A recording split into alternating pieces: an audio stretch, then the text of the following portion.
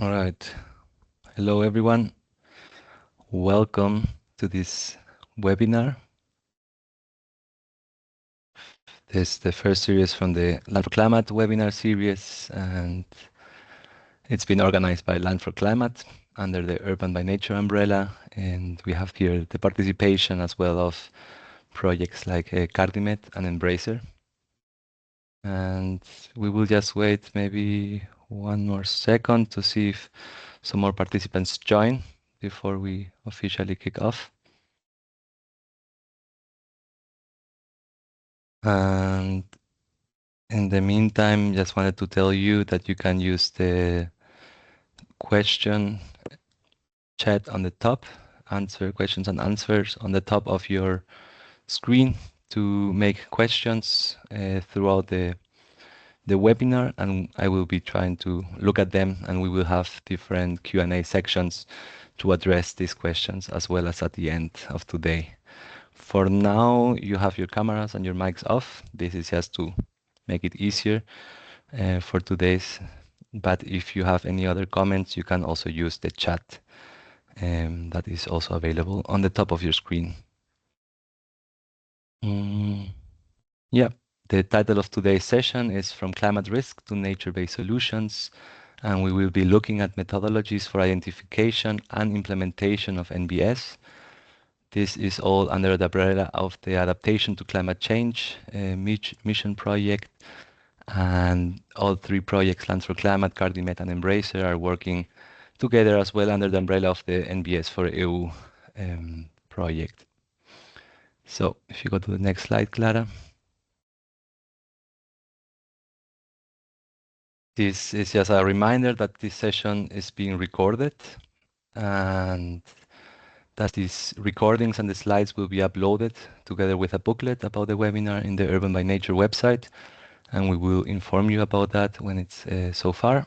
And again, use the Q&A section above, and you can also raise your hand at some point and we can unmute you so you can talk. But this will be mainly during the Q&A sections and also during the discussion section at the end of the project, at the end of the webinar, not the project. And next slide, Clara. Yeah. I just wanted to give you a short overview of Land for Climate, which is the main organizer for today's webinar, before we jump in with our speakers of today. And the topic of Land for Climate is the utilization of private land for mainstreaming nature-based solutions in the systemic transformation towards a climate-resilient Europe. This is a Horizon project, and it focuses on two main words. As you can see, these two keywords we have here, nature-based solutions and private land. And we will talk a lot about nature-based solutions today, but also maybe the question why this focus on private land within Land for Climate. And yes, a short overview for our arguments is that nature-based solutions need more land. We are living through challenging times regarding climate risks and also the implementation of strategies for a resilient Europe. And at the moment, if you click next, Clara, and again, at the moment, a lot of the efforts within the NBS world to focus on resilience are done on public land. And if you go next slide, in Land for Climate, we want to explore the question of how do we address as well private landowners and how do we implement NBS on private land with the goal to do more stronger and resilient landscape within Europe. Next slide, please. And just very shortly, an overview of the project partners and the different regions. In Land for Climate, we are working in 6 different demonstration sites across continental biogeographical area of Europe, and we have around 19 partners from 7 countries working together with these front runners and replicating regions on implementing NBS on private land.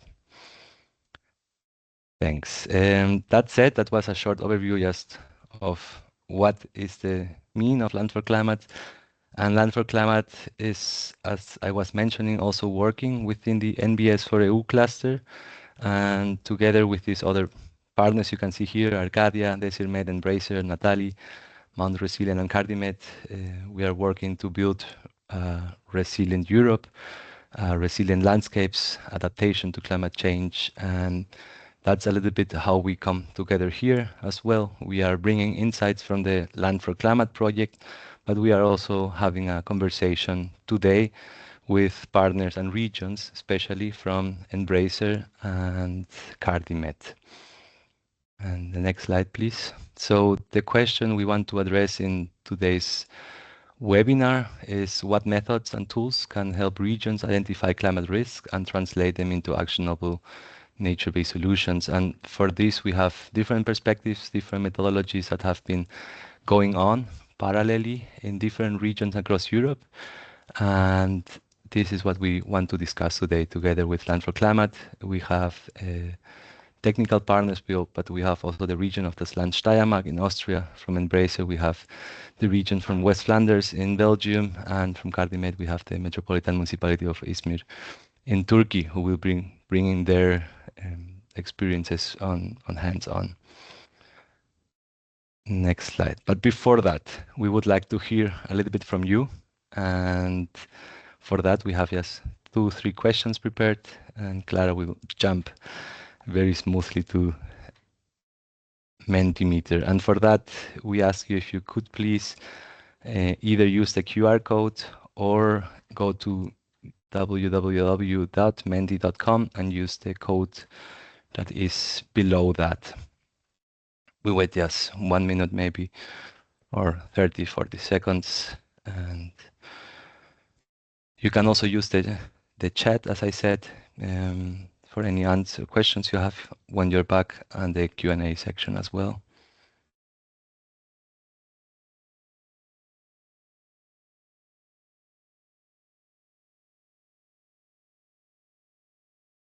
Okay, you can, I think, go to the next slide. I think the QR code will still be visible. So the first question, we were just wondering, where are you joining from? And also maybe you can put the place, but you can also put the temperature that you reached maybe in the past few days.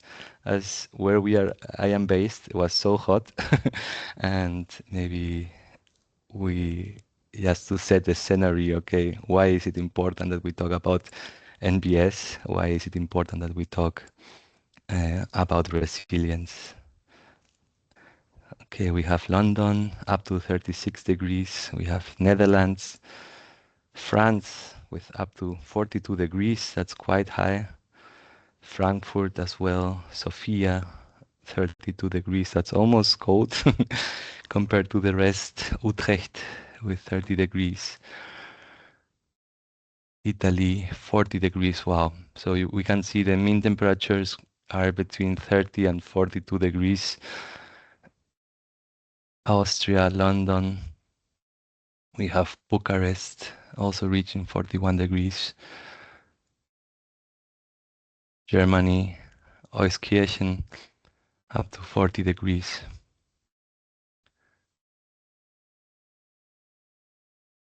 Thanks. No, it's great to see that we have a very diverse group today, with people joining mainly from many places within continental Europe, going from Spain to Turkey.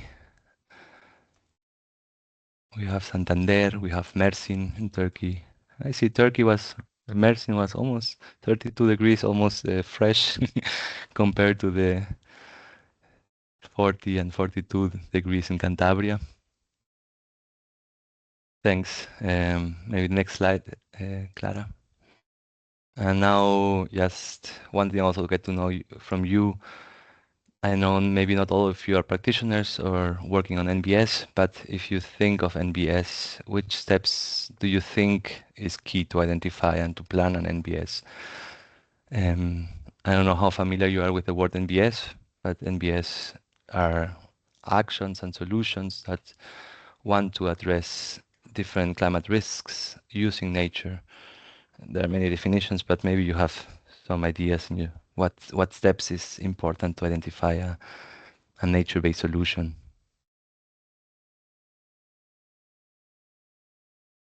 to do a landscape analysis. Yeah, to look at the local needs, to talk about the acceptance of landowners. That's quite related to Land for Climate when we talk about it. But of course, any NBS with farmers, for example, this is something across all projects. I think we are looking people working with farmers. Most of the time it's private land, right? Climate scenarios, land analysis. So a lot of analysis I see. We have to be very analytical before we identify and we plan. So it's really looking at what's happening at a local level, not only from the social side, but also from the economic side and from the scientific, more natural science sides, right? Like risk analysis is becoming higher. So again, we talk about the risks of overheating, like the last few days. Holistic approach, I also like that one. Sometimes forget that we are all working in our own region or our own university or our own institute or our own area, and we forget how interconnected all of these issues are, right?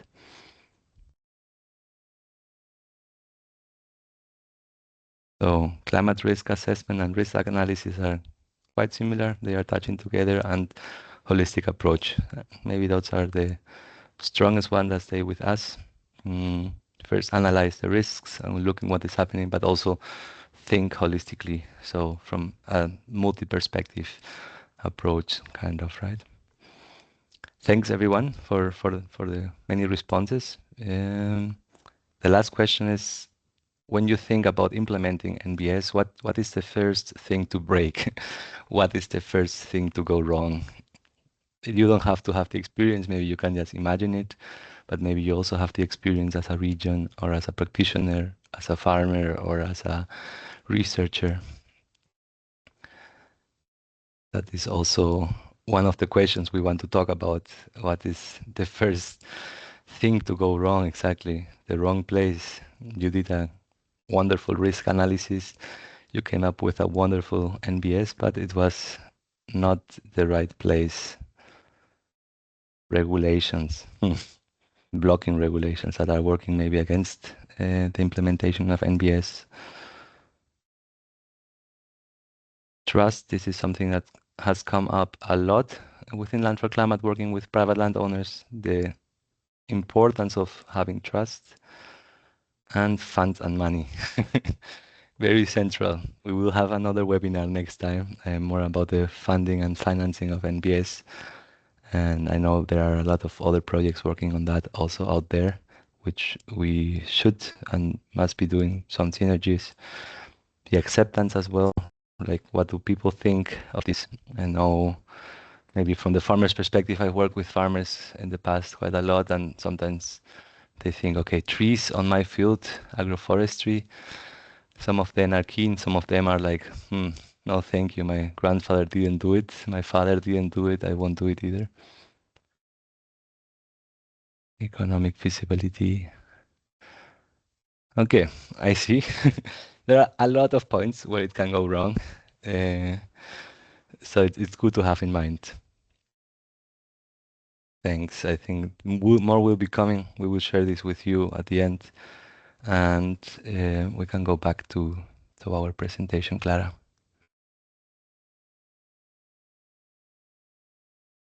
Right. These are our beautiful speakers for today. And I think you are not fully prepared for this, but I have a very quick round of quick questions for you all here before we start. And can you turn on your mics, the speakers? Are you able to speak? Say something. Can you hear me? Yes. Okay, good. Yeah, just very quickly, I just have very easy questions for you. For example, Janine, do you prefer coffee or tea? Tea. Catherine, Katarina, do you prefer mountains or the coast? Mountains. Jose, are you more of an early bird or more of a night owl? What's the second one? Night owl, like Night, definitely. Liesa, do you prefer field visits or office day? Field visits. And today, I'm mixing here. Esra, do you prefer maps or spreadsheets? Maps always. Maps. Okay, we'll go to the second round. Janine, do you prefer climate risk assessment or stakeholder engagement? Climate risk assessment. Katarina, public land or private land? It's easier on public land. Liesa, adaptation or resilience? Ooh, both. Both is also good. Today, planning or implementation? Implementation. And Esra, you prefer quick wins or long-term transformation? I couldn't hear second one. Quick wins or long-term transformation? Oh, hard question. quick one. Yeah, I like it too. Thanks, everyone. So these are our speakers of today. Janine from RWTH Aachen. You heard her, Katharina Schlüssler from das Land Steiermark. We have Pepe Barquín Ortiz from Universidad de Cantabria, who we don't see him yet here, but he might still be here. If not, Liesa Brosens from Vito, representing also West Flanders, is also here, working together with Here, Pepe Marcelo. Barquín. You're here as well.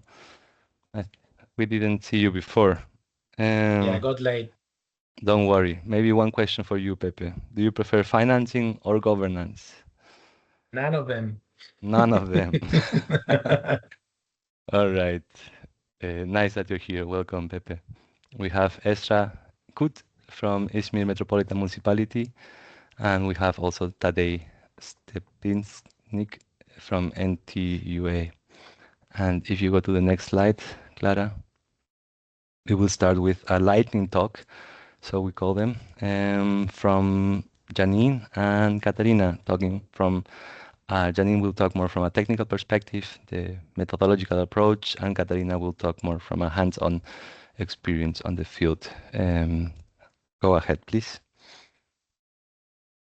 Okay, hello everyone. Also from my side, my name is Janine Freyer and I'm from the Institute of Hydraulic Engineering and Water Resources Management at RWTH in Aachen. Today, I would like to present the methodology developed within the first work package of the Land for Climate project that supports the identification and selection of nature-based solution on private land. And on the picture on the right side, you can see a tiny forest that was implemented on private land owned by a housing company in the German front-running region. And this illustrates the overall vision of the Land for Climate project, which is strengthening climate resilience across Europe through the implementation of nature-based solutions on private land. Next slide, please. Okay, so the first step of our methodology was the development of a climate risk assessment for all the front-running regions. And to support the assessment, we first developed climate impact chains. As you can see on the left side, they describe the relationships between the climate hazards, the exposure, and as well as the vulnerability of how climate risks arise. In addition, they served as a communication tool by visualizing all the cause-effect relationships. And then based on the climate impact chains, the relevant indicators for hazards, exposure, and vulnerability were identified and combined with the climate risk assessment. This has enabled the identification of climate risk hotspots across the front-running regions. And on the map on the right side, it's an example of a resulting climate risk assessment, how it looked, in this case for heavy rain, highlighting areas with elevated climate risks. The results were then reviewed and also discussed with our front-running regions to evaluate the identified hotspot areas to ensure that the assessment reflected also the local conditions and priorities. Next slide, please. So, and then based on the identified hotspots, the next step was then to explore suitable nature-based solutions for climate adaptation in the regions. And for that, potential nature-based solutions on private land were compiled into sector-specific fact sheets covering the sectors forests, agriculture, rivers, coastal areas, and also built environment. And as you can see on the left side on the slide, there are two example fact sheets. They summarize the addressed climate hazard, expected benefits, possible co-benefits, and also implementation characteristics of the proposed measure. And the fact sheets were developed to provide inspiration and also support discussions on suitable NBS for different regional contexts. Next slide, please. And then the final step of the methodology was a knowledge exchange workshop with all the front-running regions to identify, we called it no regret NBS. I will come to that later. As illustrated on the slide, the workshop started by discussing the expected benefits, for example, water retention, but also possible drawbacks. For example, the willingness of private landowners to actually implement something on their private land. The fact sheet served as an inspiration while the front-running regions also contributed their own ideas and also regional knowledge as well as experience. And this collaborative process helped identify NBS that fit the regional context. The outcome of the workshop was a set of no regret NBS, as I already said, which are measures that provide long-term benefits for ecosystem and society while also remaining effective under future climate uncertainties. Next slide, please.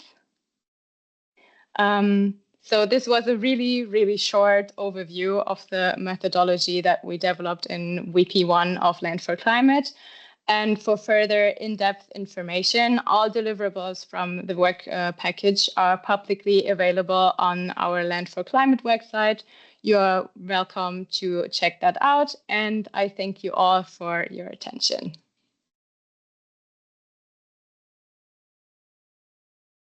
Thank you, So I Janine. guess You can go Yes, to the thank next slide, Clara. Yeah.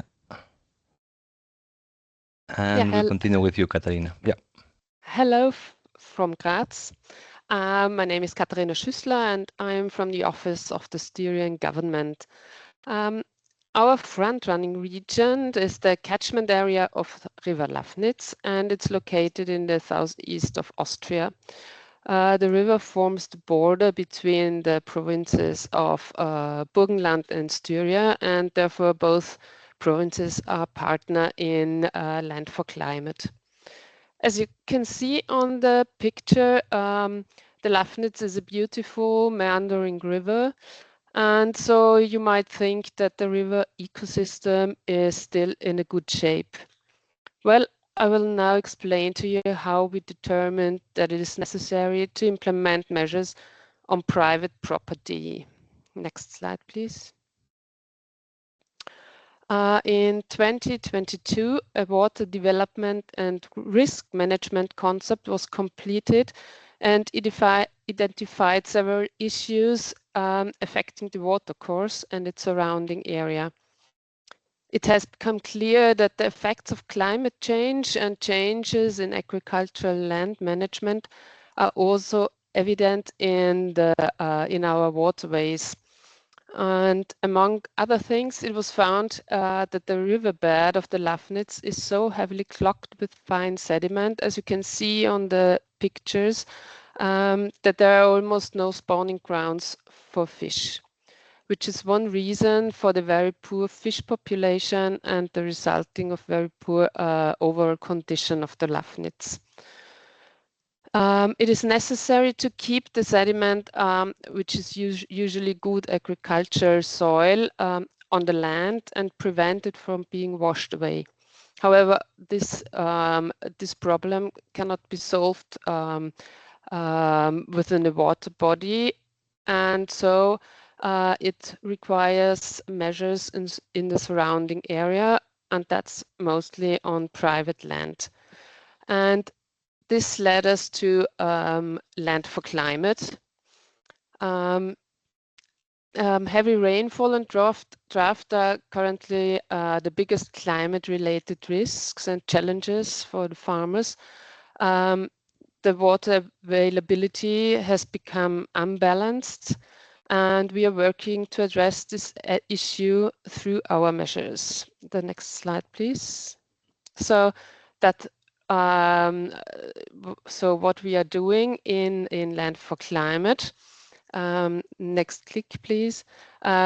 We compiled a list of possible measures and put them into a catalog to raise awareness of the project in the region and highlight the funding opportunities.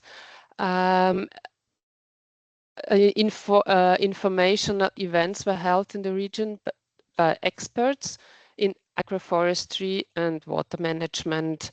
They organized and subsequently provided individual consultations to farmers, and personal consultation is a key factor in the success of the measures. Next click. The detailed plan was developed for each farmer and in a collaboration with the farmers. And the last one is the you can click again the implementation. Here you can see just recently finished measure, agroforestry with water management. And the purpose for those measures is to interrupt the flow of water, the water retention and reduced runoff, and therefore prevent soil erosion and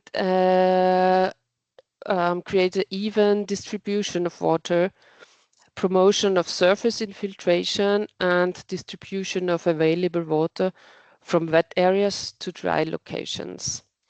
So that are the main measures we are implementing in Styria.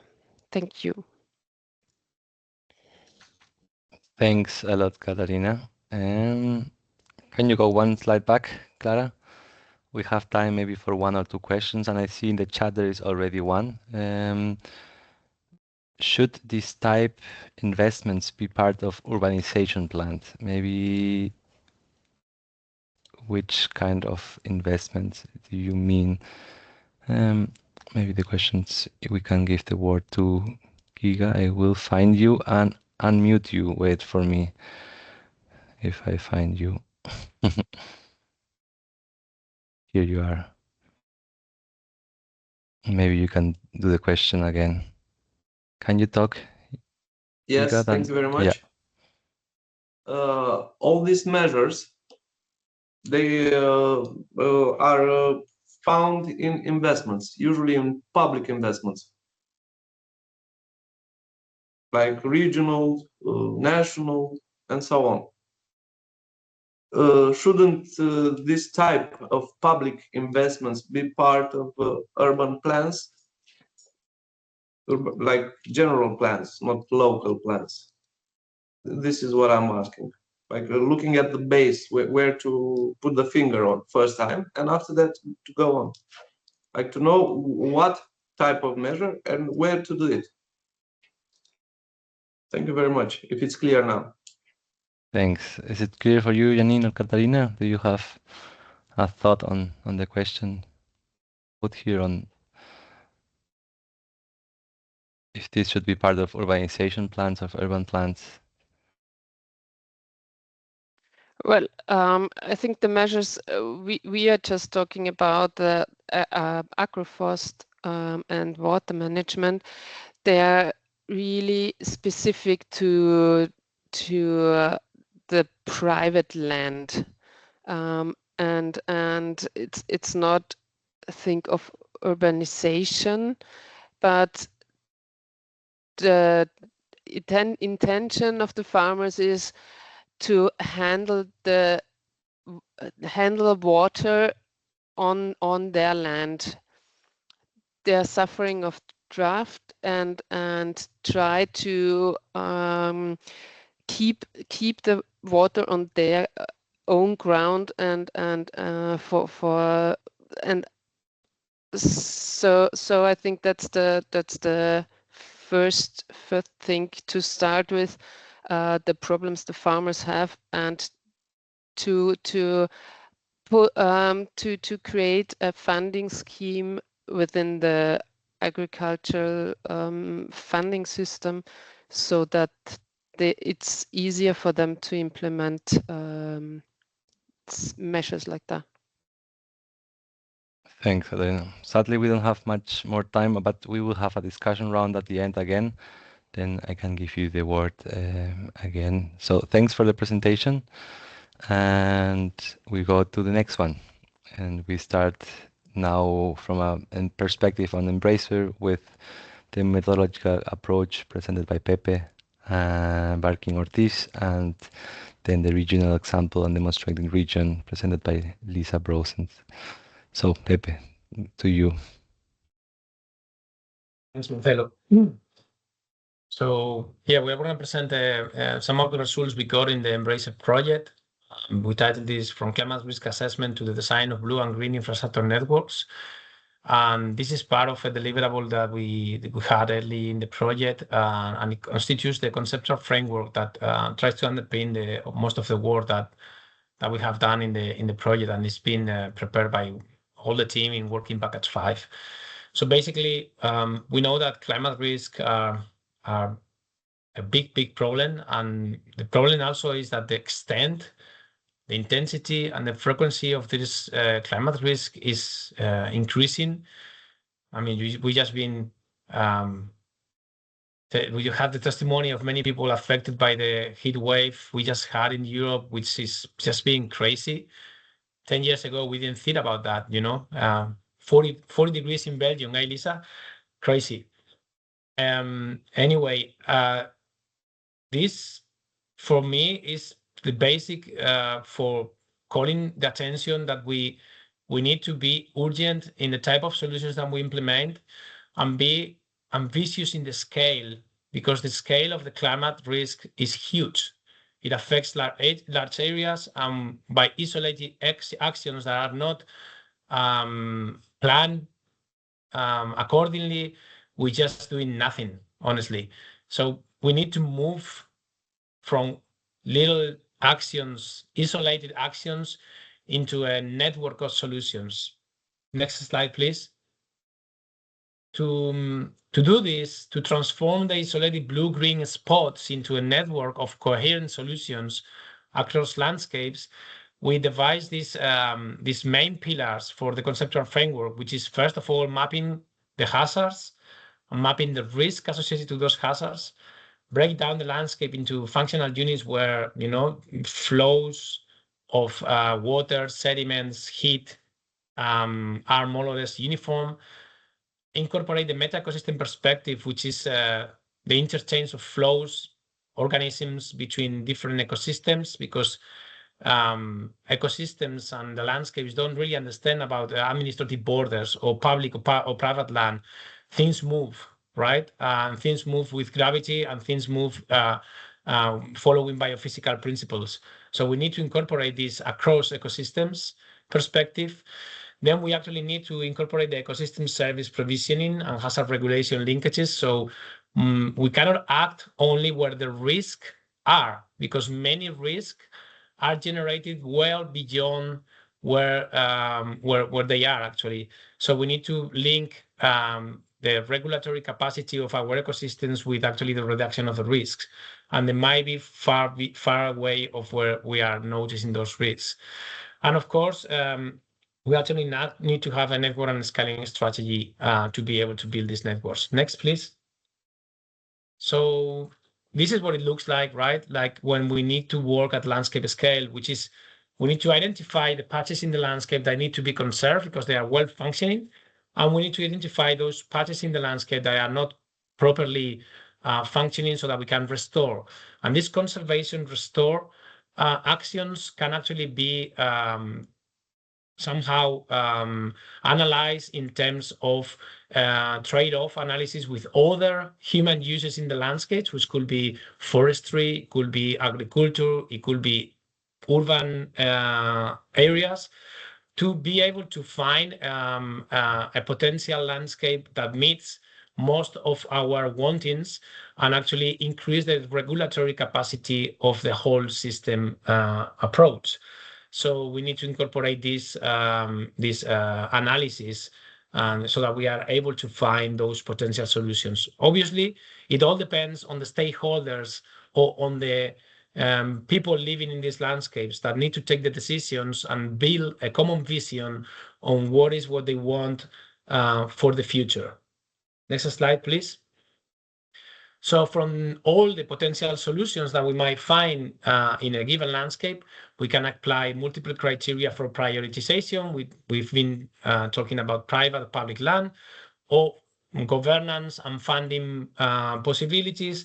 So from the whole range of potential solutions, we might end up with an output which might be part of a cohesive blue and green infrastructure network. And next one, please. And in NBRACER at the moment, we are trying to test this theoretical foundation, generating an operational framework that we are testing in a number of regions.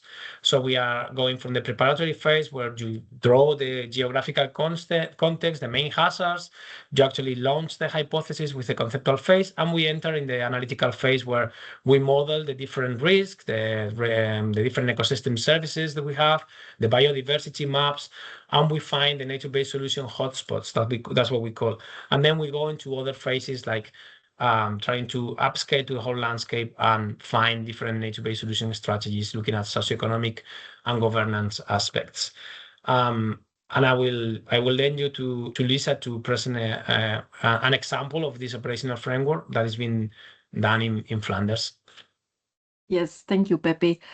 So within NBRACER, we do have 5 demonstrating regions and 3 replicating regions. And so I will show an example from West Flanders, which is an area where we have different landscapes, so coastal, urban, rural, and also a region that is faced by different climate risks, so flooding, heat, droughts. We can go to the next slide.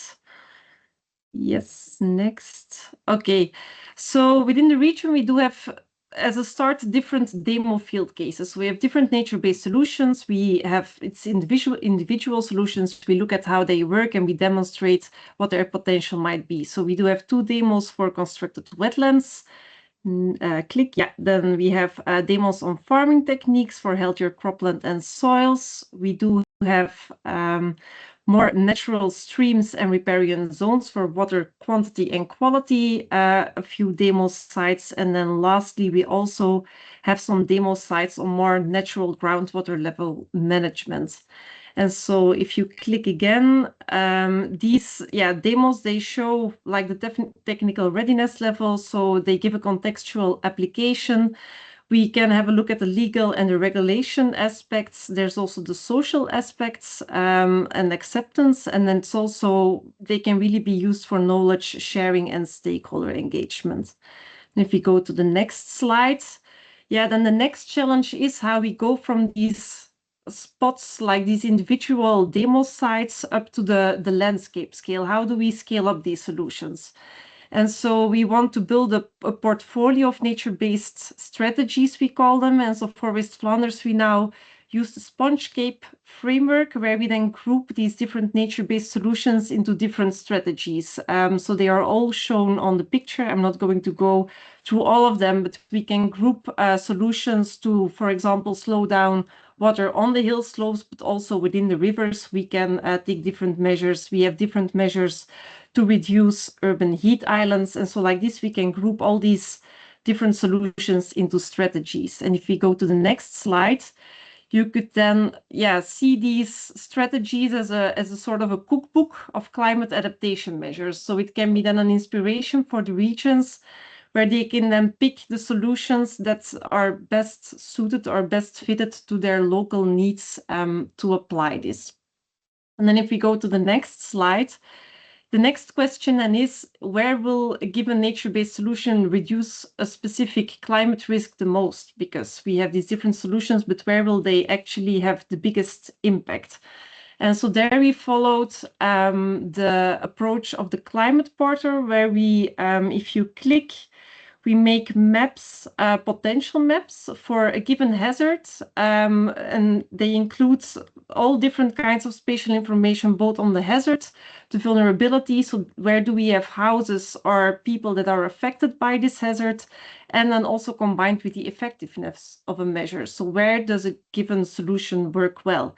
And then I show here the example of such a potential map for infiltration ponds for pluvial flooding. So it's really for the full region, where then in the red zones, these are really the locations where this measure will work best to reduce the flooding risk.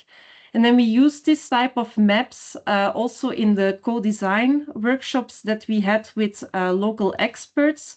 And they really served as a basis to start a conversation on then having a look at for a smaller area on where given solutions might be implemented. And then we also noticed that this local knowledge is still crucial in finding the exact locations where a given solution might work. So we still need this local expertise to actually go to this next step of implementation. So if we go to the last slide, what we learned in the region, it's based on information from all the partners. So we have different enablers that we identified. So the first one is that using such a data-based approach can help on objectifying these climate adaptation challenges. It's a starting point for discussions with stakeholders, and they can also be used as an objective framework on where to put given nature-based solutions. Next enabler is that the government is increasingly recognizing the need for action, and also it fosters co-design to implement nature-based solutions regionally. Yes, you can click again. And also, the co-benefits are really the main added value of nature-based solutions over gray solutions. But we also have some barriers. So a first one is that there are different local, regional, and national interests and goals. So that's often conflicting. Also, we do see that there's a lack of knowledge, trust, and governance systems amongst the farmers and the citizens. So who is doing the maintenance? Who is taking ownership of these nature-based solutions?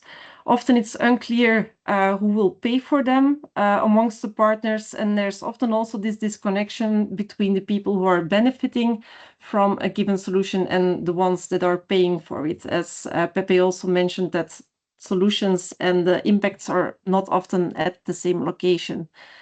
Then we also notice that there's often a lack of a common vision on climate resilience and integrating these nature-based solutions. Regulatory frameworks are also not always adapted. And then, Flanders is a very dense build-up place, a lot of people, different land uses. So we also do experience, as a last one, a lack of space, time, and personnel. So these are the main enablers and barriers for our region. Thanks. You can stay there. We didn't put a question on the slide. Thanks, Lies, and thanks, Pepe. A lot of keywords came up, but I had to think of our mentee, right? Like risk analysis, of course, but also this holistic approach you were presenting, Pepe. But also now that you were talking about like the wrong place and the right places to do NBS, this all kind of came up. We have maybe time for one question. I don't see anyone in the chat, but if you want to ask something, please raise your hand and I will try to find you and unmute you. If that's not the case, we have one question by Ahmed. I will unmute you and then you can do the question yourself, Ahmed. Are you able to talk now?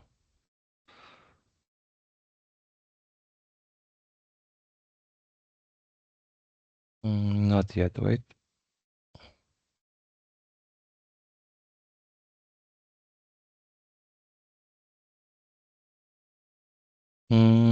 You should maybe be ready to talk, but Doesn't seem that it's working. Can you try again to talk, Ahmed? If not, you can also write the question in the chat, maybe, as I did unmute you already.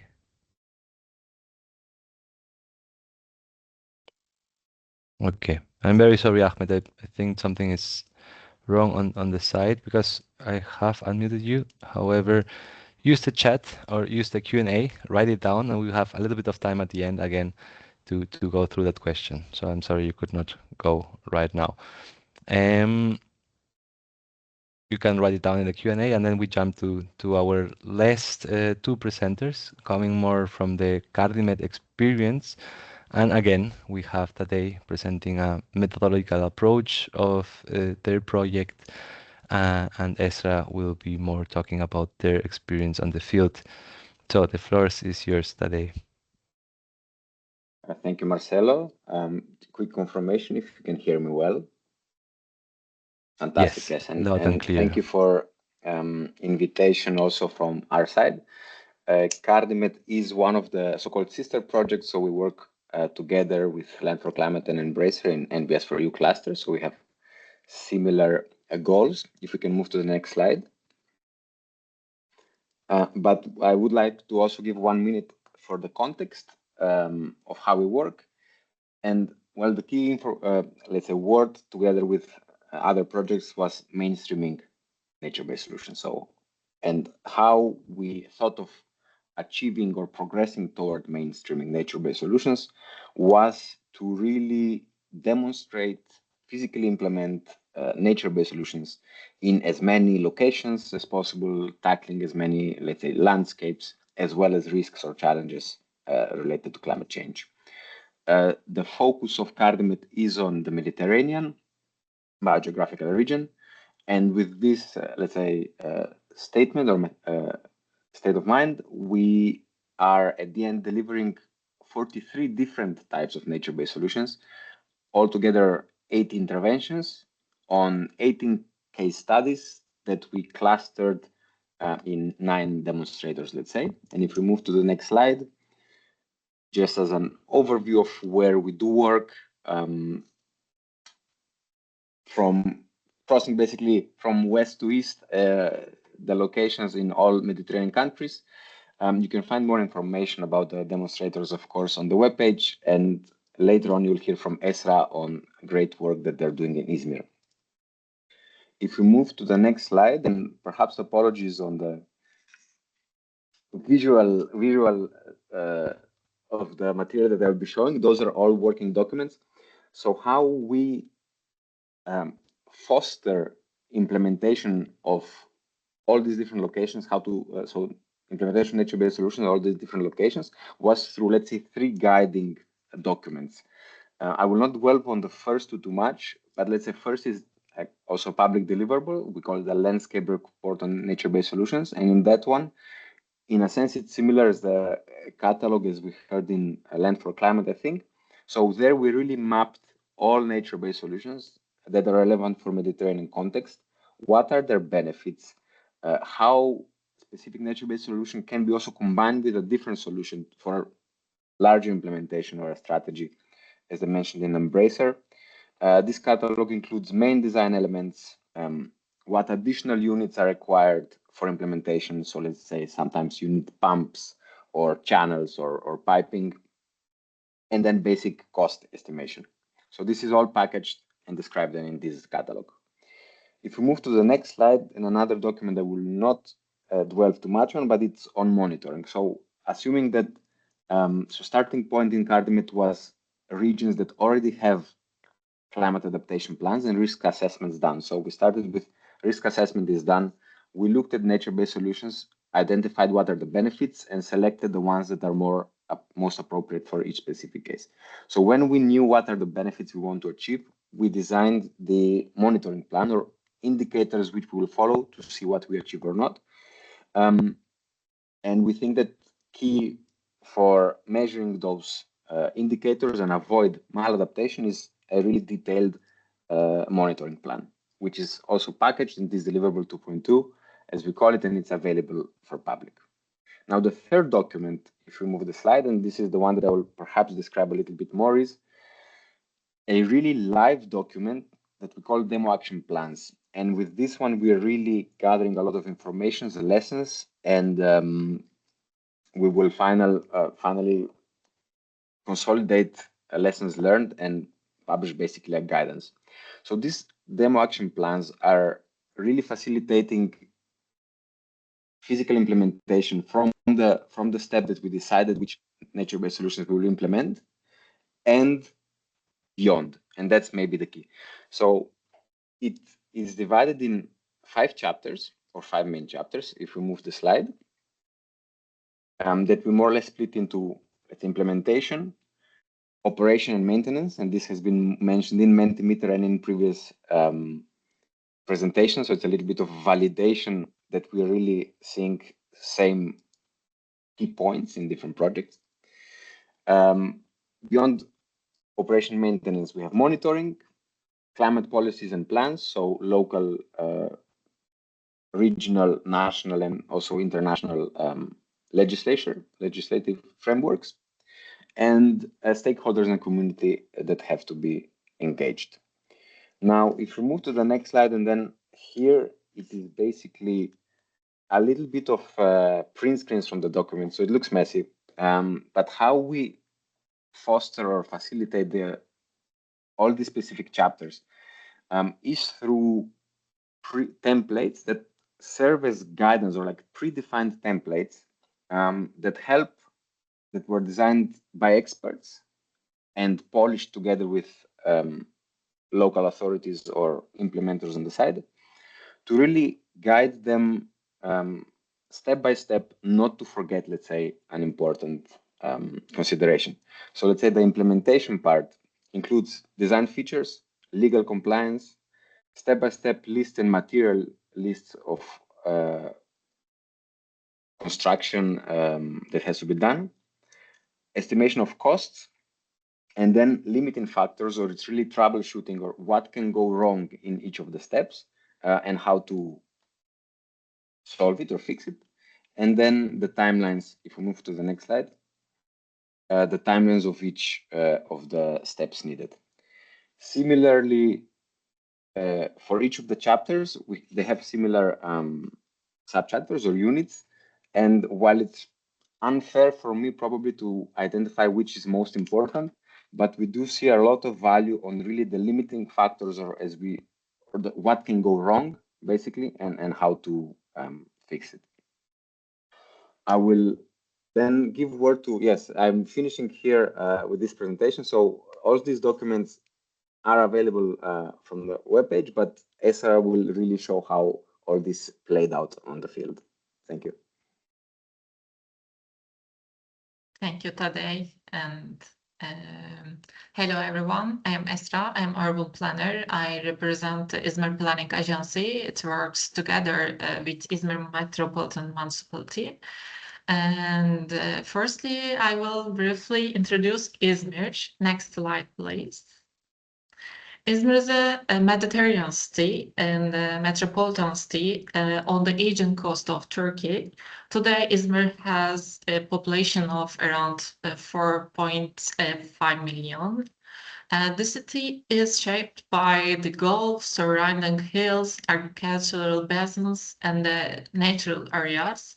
The central green belt is more than just a green area. It's a strategic ecological framework. And next, please.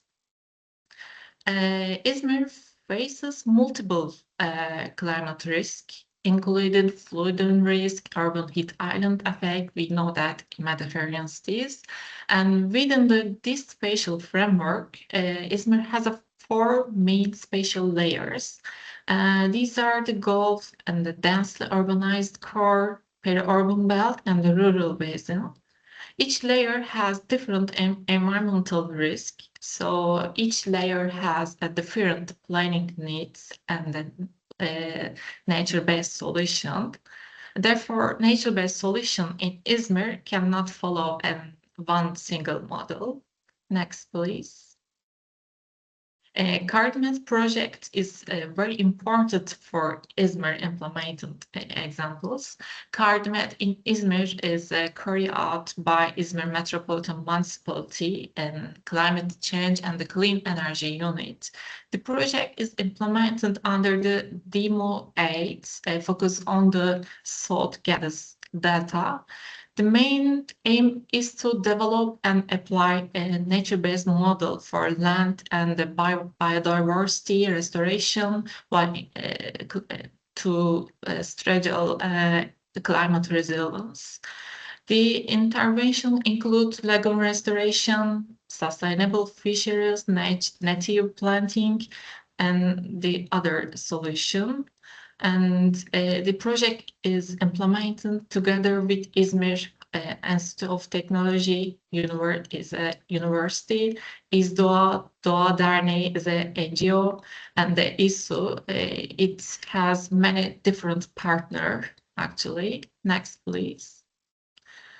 And we have in İzmir many projects like CARDIMED, for example, Urban Green Up, to increase the effectiveness of NBS application in İzmir. We have integrated the other project. This project addresses different spatial conditions from protected natural areas to rural, suburban, urban, and the dense urban areas. In this way, they create a more continuous and stronger NBS framework for İzmir. CARDIMED mainly focus on the natural and wetland ecosystem of the Gediz Delta. Urban Green Up shows how nature-based solution can also applied in the urban areas. So we have different spatial layers and the different NBS responses. Next, please. In the CARDIMED Demo 8 area, several interventions have been developed for the Gediz Delta. I will briefly highlight some selected examples. For example, groundwater monitoring wells were opened and the groundwater sampling has been conducted.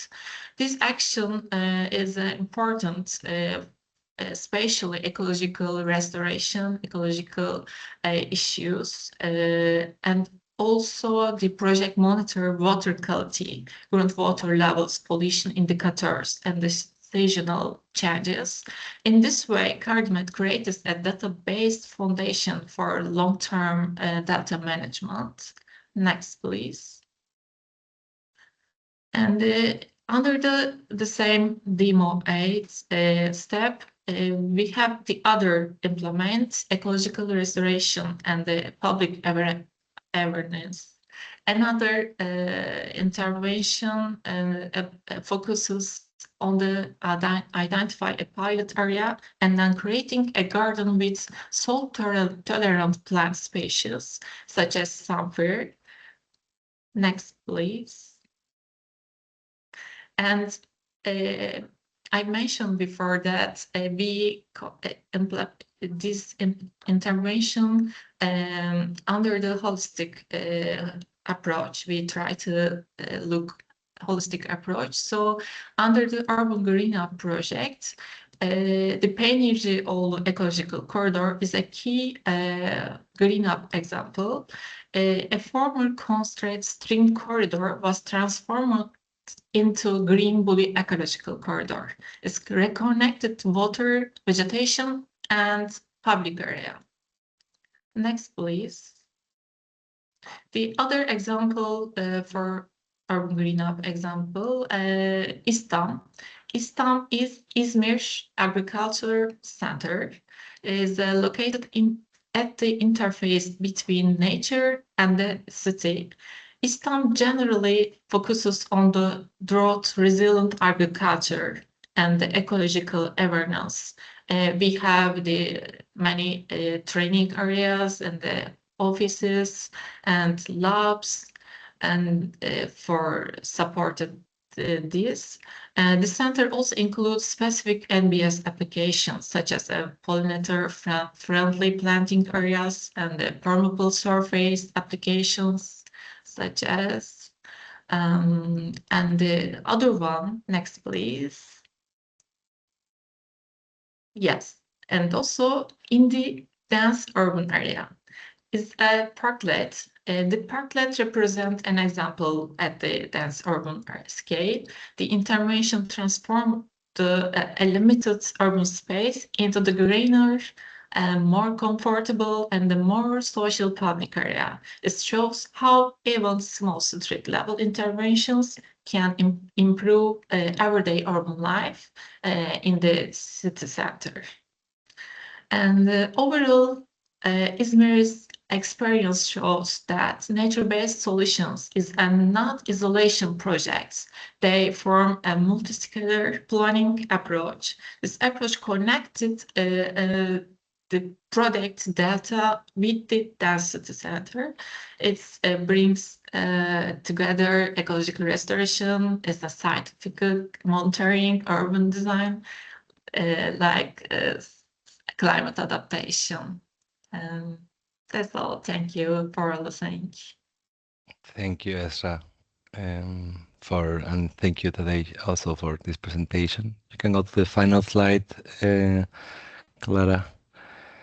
And yeah, I saw these trees in the urban areas, and I remember last week all the shades here in the city where I live were full of people because it was burning. The importance of these trees is just very recent in my memory. Thanks everyone for these different approaches. I know this was a lot of content.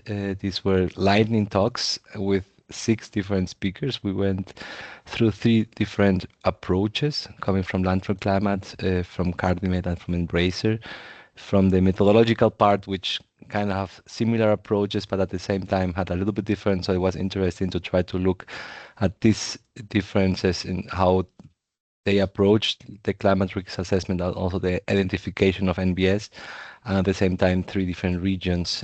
Thanks for bringing in here your experience, which is at the end one of the most important things, that we are trying to connect different regions, but also to understand what is working and what is not. In that regard, we have a few questions here that address. So one of the questions is saying, these projects or the work you're doing, many of these have similar barriers. For example, one of the barriers here is the regulatory frameworks not being adapted to NBS is a common barrier. And what should be done to overcome this, in your opinion? From the speakers, is anyone that feel addressed to answer this question? Do you see similar barriers to the other speakers? And if these similar barriers are there, how are they to be addressed? Yes, Pepe, please. Well, apart from when our work on NBRACER that we just present, we do have a case study here in Cantabria, and along with other like Lisa in Flanders and also so forth. I think this is one of the most important things, that all the governance issues, right? Here in Cantabria, we found that for managing flooding risk, we do have 3 different actors: municipalities, regional governments the municipalities, which they act in urban areas, water administration, that they act at 100 meters from each river access, but in rural areas. And then anything else that is flooded is the regional government. So you have 3 different actors for the same risk, right? And they do have a budget to act only in those areas, and they are not fully coordinated. So this probably has different ways in different contexts. I think this governance issue is and regulatory frameworks is one of the things we need to tackle as soon as possible, because it brings a lot of chaotic actions. And usually what they do, especially for flooding, is you only have a given budget to act where you have your competences. You cannot, water agencies cannot work or implement budgets beyond 100 meters of the river access, at least in our region. And that's crazy, right? Because, the flooding is not generated within that place. It generates in the upstream hills, right? and it cascades down all through the river network. So I think one of the things that we are proposing is to work on higher scale plans and design multiple solutions so that we can actually assign those solutions to the different actors in the landscape and recognizing who has responsibility for what, right? But it is difficult, it is tricky, because there is, at the moment, there is not an independent agency that wants to have that plan under their shoulder. So I think this is something that we need to do, try to coordinate those multiple solutions and identify responsibilities, but having an holistic view of how things should be happening in a given geographical context. Thanks, Pepe. From what I hear you saying, like there are solutions, but there are also barriers to those solutions again. So it's kind of a back and forth until you try to unify this. Clara, can you stop sharing your screen? Maybe then we have a better visibility of the speakers. I'm not sure. Maybe you just maybe this is better to have the conversation. Liesa, I see you have your hands up. Maybe you want also to address this question and the comments of Pepe. Keep it short, but to the point. Thanks. No, I wanted to share like a short positive story also that we have. So one of the barriers is often it's also related to private land, that farmers, for example, are hesitant to implement carbon farming or non-tillage agriculture. And one of the things that was done by the partners in the region was they organized the farmers markets, where then farmers that implemented some of these solutions, where they shared their experiences with all the other farmers. And I think that's a very nice way. The farmers, if we tell them as researchers, yeah, this works and you should do this, then they will not really listen or believe us. But if you have other farmers that show like, okay, the first years it was difficult, but now I see the benefits, and with the droughts, now that I implemented the measures, I have higher crop yields. Like these examples, I think having role models, and this is now the example for the farmers, but I think you can do this for different solutions. If you really have good cases where you can show the benefits, have the people who implemented it or the people that should implement it telling it to the other ones, I think that's also one of the enablers, or one of the things that might help in scaling up and convincing others to also apply some measures. Thanks, Liesa. That's made me think of you, Katarina. Maybe would you also like to share your experience of working with farmers and agroforestry, and how this knowledge and enthusiasm also maybe worked, or do you see a parallel to what Liesa is saying in the work you do with farmers? Well, in our case, the really work and contact with the farmers are not we are doing this. We have experts who are addressing the farmers. But the last thing we heard is that we have two farmers. They said, well, we want the same as our neighbor. So I think that's one key factor. If they can see projects they work and measures they work, and talk with another farmer about his experiences, that's one thing that works the best, I think, because if we from the city come, it doesn't work. It needs local expertise. Thank you, Katarina. This is also a great lesson to work with private landowners as well, right? Ezra, some of the participants was asking how do you come up with which parameters to monitor, or how do you decide, and how do you do this monitoring? How do you decide what is important to be monitored within all these possibilities? And maybe what is your experience in that? Like, how did you maybe reduce the options, and how did you decide for one or two or many?